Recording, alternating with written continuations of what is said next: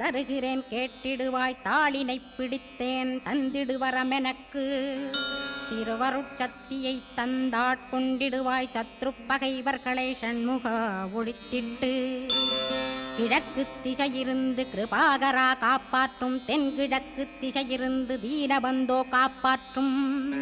தென் திசையிலும் என்னை திருவருளால் காப்பாற்றும் தென்மேற்கிலும் என்னை திரள்வேலால் காப்பாற்றும் மேற்கு திக்கில் என்னை மால்மருகா ரட்சிப்பாய் வடமேற்கிலும் என்னை மயிலோனை ரட்சிப்பாய் வடக்கில் என்னை காப்பாற்ற வந்திடுவீர் சத்குருவாய் வடகிழக்கில் எனக்காக மயில் மீது வருவீரே